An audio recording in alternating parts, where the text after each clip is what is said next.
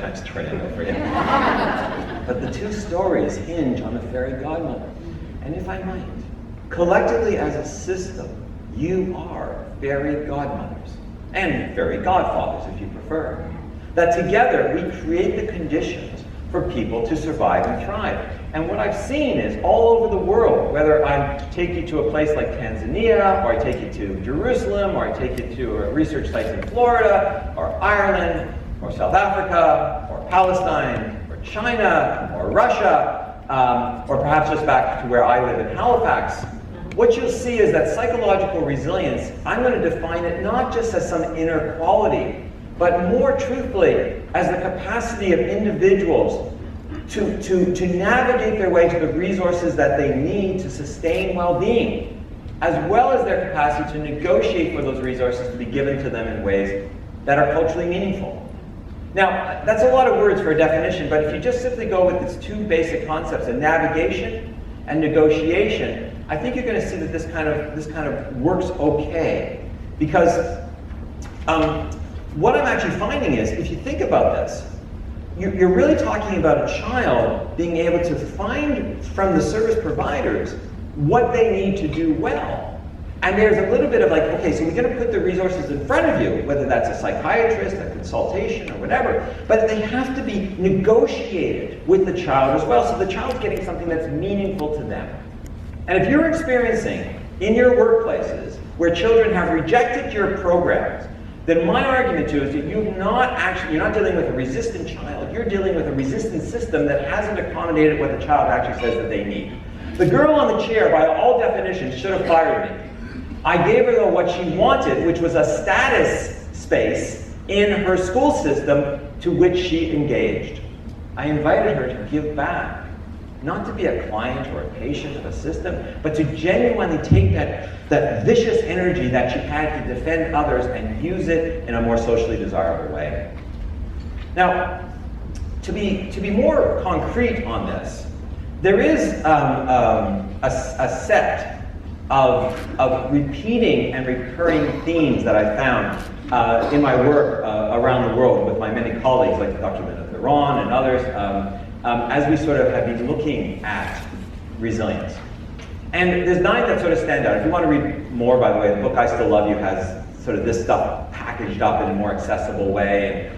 And it's a story for families dealing with really challenging children, and it kind of tells the story of families going through therapy and how the families kind of work with these ideas and everything else. But it's not a fairy tale. It's based on some really tough families and what they've had to put up with. So I'm going to argue that, let's start at the beginning. Structure and consequences. Those make sense, right? Every child actually likes, even though they don't always say it. And to be fair, I used to work in the criminal justice system for 5 years, right? So I've seen even kids in those settings will actually acknowledge, once they trust you, that they like to go to jail.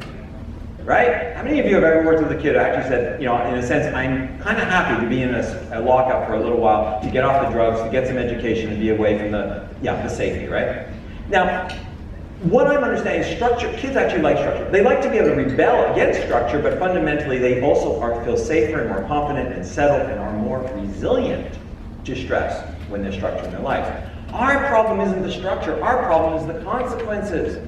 We don't give kids consequences. Good consequences are not punishment, of course, that you know. Good consequences allow a child to fix their own mistakes over time. So when there was a food fight, my son was in high school back a few years ago. He's now just graduated university, and I remember they had a food fight in a big downtown Halifax high school. And what the school did was, after the food fight, they caught the 6 kids on camera initiating the food fight. And what do you think they did with the kids who caused the food fight?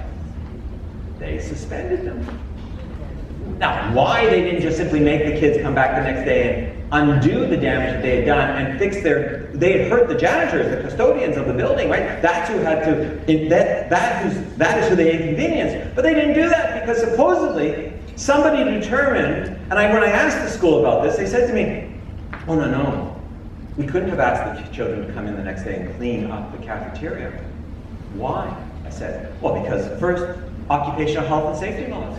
Supposedly, once your tuna fish sandwich is on the ground, it's a toxic substance, and you have to have 3 weeks of women's training to be able to pick it back up. I'm not making this up. This is true.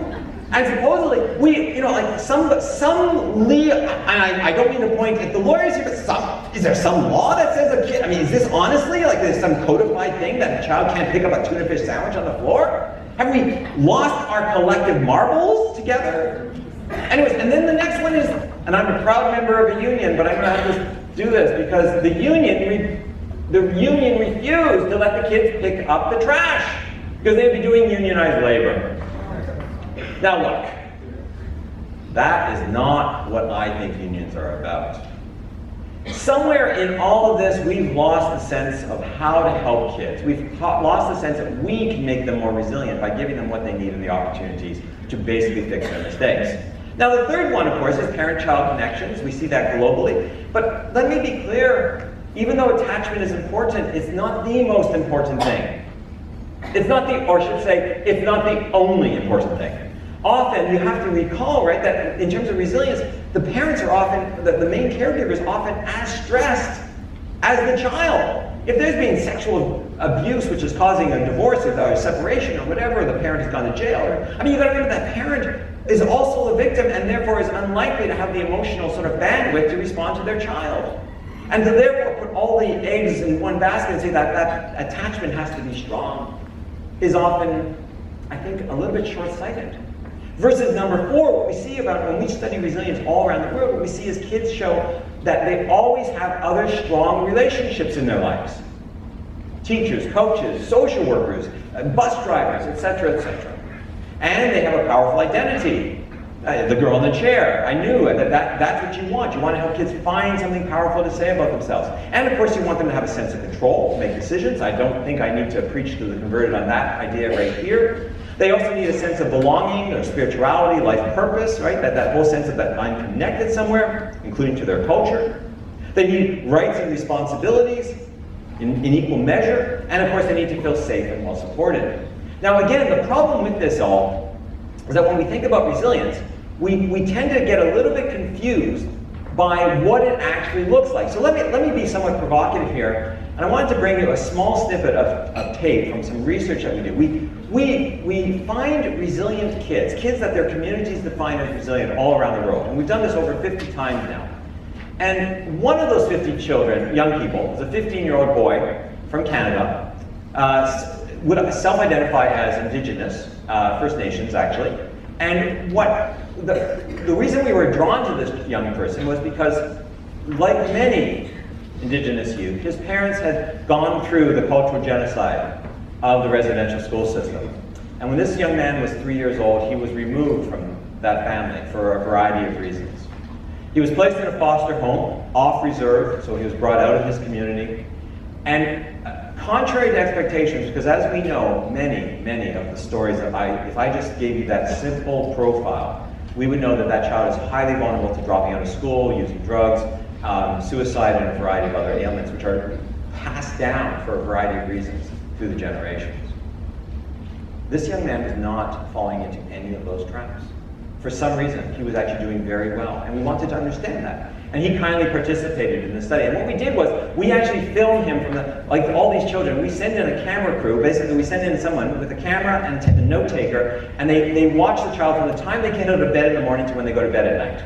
Now, just to be clear, the people we send in often are of the community, and they're younger, because let's face it, if I was following around a 14-year-old girl with a camera all day in your community, you'd probably call the cops. So we sent. So what this kid did was, remarkably, we're kind of enchanted by him. How does he cope? On a Saturday, he leaves his foster home, which is a nice little safe place that he is. He gets up and leaves his foster home, walks all the way across town, and ends up with his cousins. And a house that is very crowded, mind you. There's a lot of people living there in this small little bungalow, 3-bedroom bungalow. But he ends up spending the whole day with his extended family.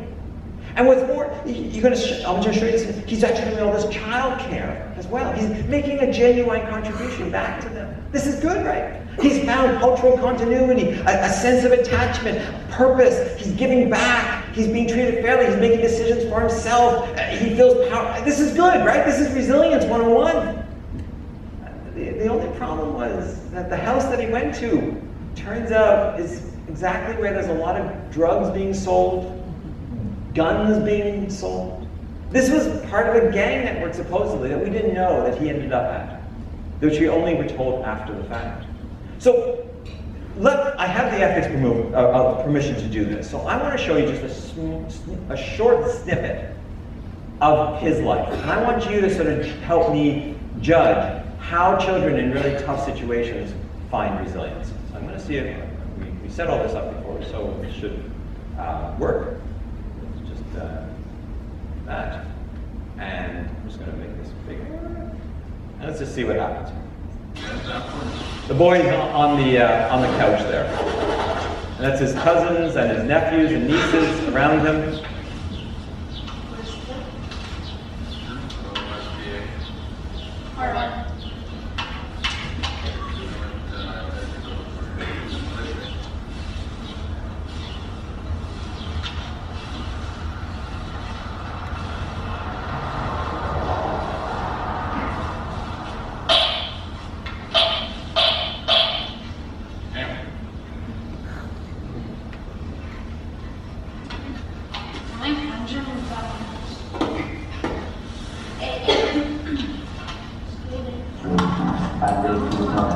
He's holding the baby. You can't kind of quite see that.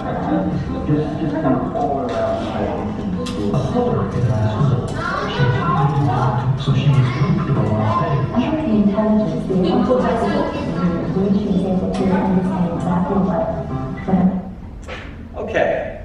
Let me just pause on that image. That was what, 45 seconds of a kid's life over the course of a day? This is not put on for the camera. We have a lot of tape of him doing this. He's comfortable with that baby. How many kids that age are comfortable? I mean, he's obviously done this before. He's engaged. He's connected to his extended family. He's making a contribution back. He navigates his community under his own steam. He makes decisions for himself. He feels connected culturally to who he is. And by the way, he even helps, we have other tape of him helping some of the gang members fix their computers, which I guess I didn't know that gang members, if you're going to sell drugs, you have to keep records somewhere on the computer. Anyway, it was a really interesting tape that we got of him. Some of it I don't want to show you, obviously, but some of it we certainly can do this. Now my point is this kid resilient or not? And imagine the social workers had actually known where he was going. My bet is that they would have squashed it. And my argument to this is that in this particular context, this is the lesser of all evils. And that we sometimes don't quite understand. In the absence of him finding the same connections to his culture, his family, a sense of purpose, identity, in the absence of us as a society being his fairy godmother and providing an alternative pathway to that, he remarkably has found it all on his own.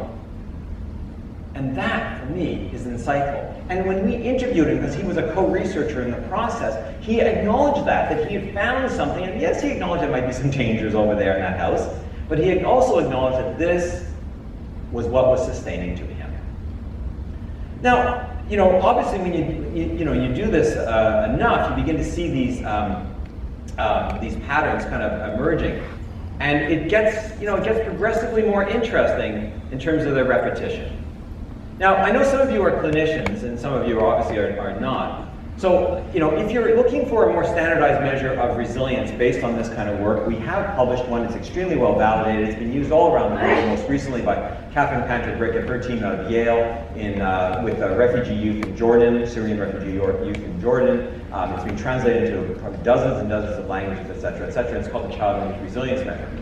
But I realize that most of you are not that kind of clinician that you're going to use a resilience assessment measure. So I wanted to distill for you a little bit of an exercise here.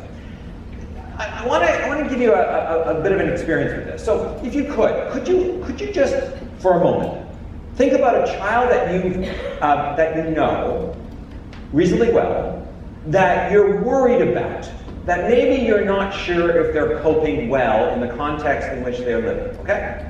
You must have one that you're failing to help. Just one. Okay, just one.